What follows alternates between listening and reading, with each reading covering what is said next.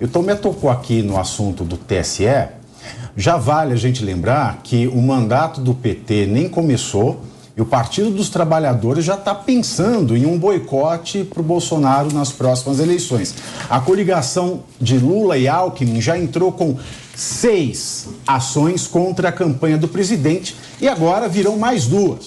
O que se sabe é que os novos processos, eles pretendem acusar o Bolsonaro de promover abuso de poder político e econômico ao viabilizar o auxílio de R$600 durante o período eleitoral. E o uso indevido dos meios de comunicação, partindo do princípio de que a estrutura do Palácio da Alvorada foi utilizado para atacar o sistema eleitoral e o poder judiciário. A intenção é que o atual presidente da República seja condenado e assim perca o direito de disputar a corrida pelo Palácio do Planalto em 2026. Agora, não é engraçado, meus amigos queridos? É engraçado que, vamos falar que é o uso da máquina para o Auxílio Brasil, que eles mandaram menos, né? O próprio Partido dos Trabalhadores pressionou por mais, e esse Auxílio Brasil totalmente necessário, porque as condições de pandemia jogaram a população... Aprovado pelo Congresso? Exatamente, aprovado pelo Congresso, exatamente. E esse Auxílio Brasil que levou o índice de miséria no Brasil à mínima histórica. O que é que o PT queria?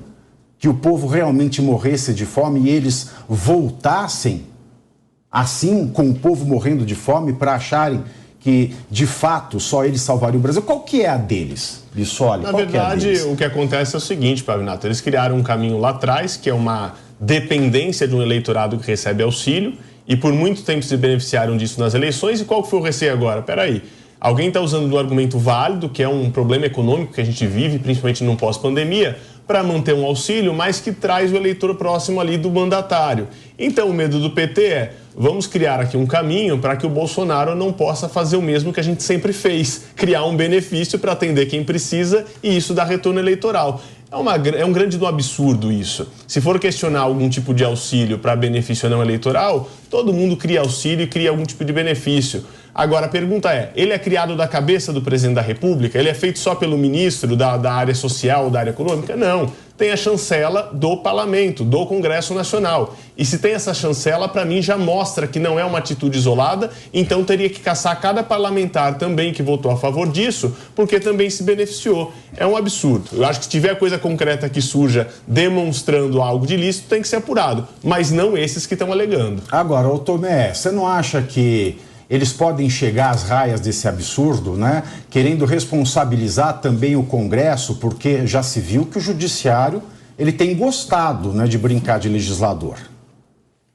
Pavinato, nós estamos perdendo o nosso país. Vamos relembrar um pouquinho o que aconteceu aqui na Covid, que eu acho que é importante a todos os nossos ouvintes entenderem e poderem recordar o passado. O ministro Paulo Guedes, que é um grande herói da nação brasileira, ele conseguiu manter o nosso país economicamente viável durante a pandemia e nós sabemos disso. Foram mais de 1,3 trilhões, eu vou repetir, 1,3 trilhões de reais enviados para estados e municípios e para ajuda como um todo à Covid-19. Entre essa ajuda toda, nós tivemos o auxílio que deu para essas pessoas a condição de sobreviverem, de comerem e muito mais do que isso. Isso foi um dinheiro injetado na veia da nossa economia, onde as indústrias continuaram produzindo, os distribuidores continuaram distribuindo, os comerciantes continuaram vendendo, a arrecadação de imposto continuou, foi salvo o Brasil. Nós conseguimos fazer com que milhares de pessoas tivessem condição de se sustentar e eles vão tentar criminalizar o presidente por conta de uma coisa dessa. E o que aconteceu em paralelo? Vamos recordar? Eles criaram, né, aquela confusão da Covaxin, da tal da prevaricação do presidente. E montaram uma CPI, onde nós ficamos praticamente 6 meses ouvindo absurdos.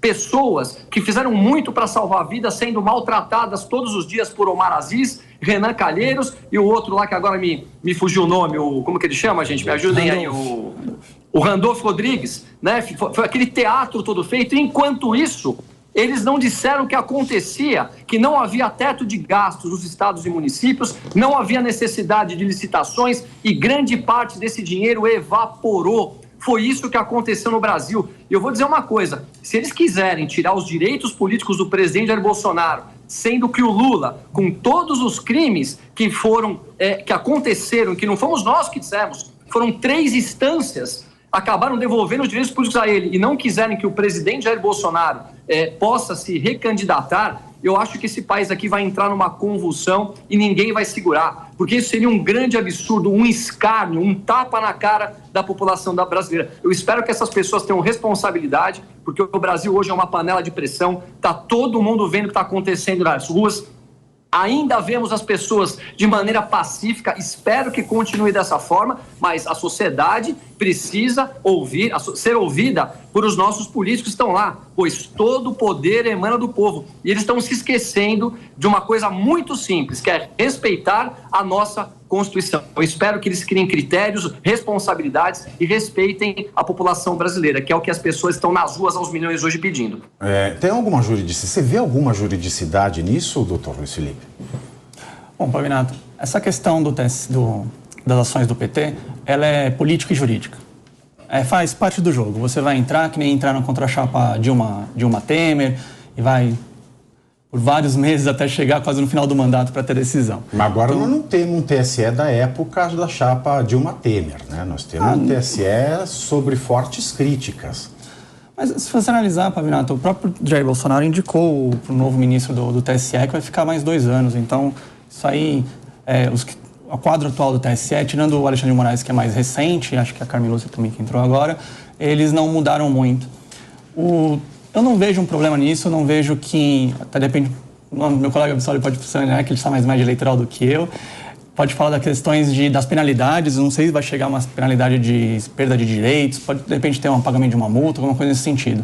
Apenas um ponto que eu discordo do Bissoli foi a questão do uso eleitoreiro. Eu consigo ver um pouco de uso eleitoreiro nesse final dessa gestão, porque se analisar as gestões do PT, em nenhum momento perto das eleições foi feito nenhum tipo de turbinamento no Bolsa Família, no antigo Bolsa Família. Não teve uma questão de 13º, não teve uma criação de basicamente nenhum tipo de complemento na época eleitoral. A gente viu nesse governo, infelizmente, nessa parte mais social, patinei muito. Primeiro foi a proposta do auxílio emergencial de R$200 para o Ministério da Economia, que foi alterado depois por 600 pela Câmara, pelo Congresso, na verdade. Essa escolha no final do último semestre do mandato, fazer um Auxílio Brasil mais turbinado, mais expandido, colocar caminhoneiro, colocar motorista de táxi. Então, isso pode ser considerado eleitoreiro, sim. E aí cabe aí a chapa do presidente fazer a sua defesa. Bom, são 14h29. A Deise tem algo a nos dizer aqui. Então, eu quero pegar o raciocínio do professor aqui. Tem alguns pontos aí. Primeiro, eu acho que a melhor análise aqui foi a do Tomé, falando que a gente é uma panela de pressão. Nada pode ser melhor do que isso. Mas, sobre o Bolsonaro, eu anotei alguns pontos aqui que eu queria até propor uma reflexão, mas pegando o teu raciocínio. A PEC Kamikaze, a gente falou muito sobre isso, ela tinha objetivos eleitoreiros, sim, né? Se fosse pelo orçamento que o país tinha disponível, o Auxílio Brasil ele deveria ficar hoje em torno de 450, né? Óbvio, o presidente Jair Bolsonaro elevou com um tom eleitoreiro para conseguir uma margem da população que ele não tinha tanto acesso, né? Então, e a gente sempre falou que economicamente essa PEC Kamikaze, a partir de 2023, ou PEC das bondades, como queiram, ela geraria alguns problemas para o país, como, por exemplo, um aumento da inflação, some-se a isso os resquícios de uma pandemia, de um choque inflacionário global e da guerra da Ucrânia. Essa PEC Kamikaze, ela é um caldeirão, né? Então, cada um tem a sua interpretação, como o professor falou, cabe à chapa do presidente Jair Bolsonaro se defender. Tem um outro ponto também, né? O presidente Jair Bolsonaro, ele perdeu essa eleição por apenas 2 milhões de votos. Isso numa eleição presidencial é pouquíssimo. Se ele imaginava que ele ia terminar o mandato dele sem nenhum revide do outro lado, isso é inocência política, né? E aí não dá para conseguir isso. Tem um outro ponto que assusta também a chapa da esquerda, né? Bolsonaro tem maioria no Congresso, então é óbvio que vai ter um revide, né? E se ele for uma liderança do PL, como estão prometendo, o revide vai ser maior ainda. Mas a PEC Kamikaze, sim, ela tem um fim eleitoreiro e aí cabe aos grandes aí discutirem. Do lado do Lula, o Lula, e eu escrevi vários textos falando sobre isso, o Lula fez uma campanha inteira pensando só em vencer e não em governar, porque se fosse o contrário, ele jamais teria dito que manteria o Auxílio Brasil em 600, porque não é viável. Tanto é que agora ele está conversando com o Lira para fazer uma PEC de transição para furar o orçamento do país em mais de 200 bi. Se isso tem algum outro nome a não ser irresponsabilidade, eu desconheço. Então, o objetivo da campanha eleitoral foi simplesmente vencer e não governar. E aí, no meio de tudo isso, a gente vê alguns nomes agora mudando de figura, como o orçamento secreto agora virou emenda do relator, né? Que agora tem amor. Então, agora tem amor e aí algumas coisas vão tomando uma outra fronteira, né? A fronteira vai se deslocando. Mas existem esses problemas, sim, e aí faz parte do jogo, né? Foi um tiro ali para vencer a eleição. Que tiro foi esse, hein? Pavinato, só fazendo um esclarecimento. Que tiro foi esse, hein? Só fazendo um esclarecimento aqui, não é que eu não concorde que do ponto de vista prático ou político não tenha trazido benefícios eleitorais a PEC que foi aprovada, não é isso. É que do ponto de vista técnico, para configurar o chamado abuso do poder político, ou seja, você usar a máquina pública a favor da sua campanha, não dá para tecnicamente isso ser configurado quando o Congresso chancela essas ações. É como se o órgão legislativo, fiscalizador, que cria as leis, que fez a lei que cria o próprio abuso do poder político, estivesse ali de forma conjunta topando. É bonito no papel isso. Então, do ponto de vista prático, tecnicamente, você não tem como falar que o presidente usou a máquina a favor. Do ponto de vista fático e político, eu concordo que trouxe benefícios para o presidente essa PEC aprovada, mas tecnicamente não foi feita só por ele. Teve a chancela do Congresso. Como você vai lá tecnicamente e fala, olha, o presidente pegou o orçamento, como a Dilma lá na pedalada, e aí só fazendo uma ressalva que o PT tem sim sua forma de fazer isso no passado. Quem olha a vitória da Dilma sobre o Aécio extremamente apertada, em que qualquer detalhe fez a diferença naquela eleição, sabe que ela teve um monte de artifícios para parecer que o país estava bem, fez intervenção no preço do combustível naquele momento para a sociedade não perceber a inflação e depois a bomba, a panela de pressão, já muito bem falada aqui pelo Tomé e pela Deise, explodiu. O impeachment da Dilma foi isso. Tudo que ela escondeu debaixo do tapete não era com auxílio. Realmente, pode não ter aumentado auxílio, mas a quantidade excessiva de desoneração de empresas, a quantidade excessiva de pedalada fiscal, que sou manteiga, que está aí batendo as portas novamente, para esconder déficit, para esconder prejuízo, para conseguir passar que o país estava bem, foi a panela de pressão que explodiu depois. Então, todos os governos do PT, sim, utilizaram-se de artifícios semelhantes, talvez não idênticos aos de agora, mas para garantir suas reeleições. Não é privilégio ou invenção nenhuma do atual governo ter feito isso. A única diferença que eu faço é que, do ponto de vista técnico, entendo que havendo a chancela do Congresso, questionável ou não, trazendo benefício ou não, e eu acho que trouxe, foi chancelado pelo parlamento. E aí, Tomé, você acha que chamaram o Manteiga por isso, para esse abuso entrar mais fácil? Não, eu me impressiono, né, com as inversões de valores que nós temos no Brasil. A Dilma foi empichada por pedaladas fiscais. O que é isso? Vamos imaginar o seguinte, para a população normal. Você está numa condição financeira ruim. Você vai no banco e pega um empréstimo, coloca o dinheiro na sua conta. E você diz para todo mundo que você está bem financeiramente, porque o número da tua conta é um número positivo. Mas ninguém te conta que você está devendo uma fortuna. Foi mais ou menos o que a Dilma fez. E quando houve um impeachment dela, que não foi golpe, foi uma ação da sociedade civil, que foi tirar um dos partidos mais corruptos da história do Brasil, ou até do mundo, do poder, via uma grande mobilização e via a votação de senadores e deputados, eles, no final de tudo isso, mantiveram os direitos políticos da Dilma. Olha a loucura. E estão dizendo, com toda a explicação que foi dada agora, né, que se complementou um pouco mais o raciocínio, agora eu passei a concordar com a sua explanação, eles estão tentando encontrar uma forma de tirar os direitos políticos do presidente Jair Bolsonaro. Gente, que mundo que nós estamos vivendo? É esse país que nós queremos viver? A gente vê algum crime que aconteceu no governo do presidente Bolsonaro para que ele perca os seus direitos políticos? O que nós vimos é um país que diminuiu a criminalidade,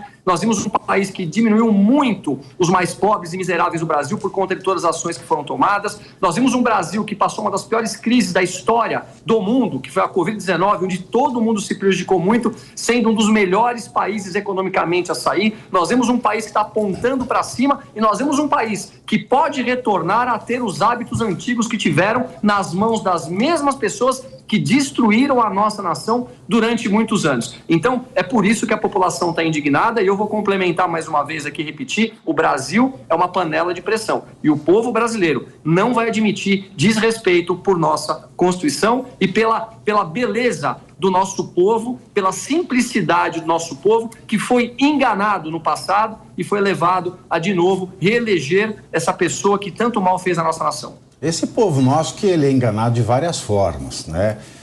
E uma das formas mais cruéis, penso eu, é a distância que o povo brasileiro tem de conhecer o que diz a Constituição Federal. Quais são seus deveres, quais são seus direitos enquanto cidadãos dentro de uma democracia. Veja, a nossa Constituição já é enorme. Nós já temos 125 emendas à Constituição. E agora nós estamos prestes de ter a 126ª. A PEC da transição, por exemplo. Vamos ver aqui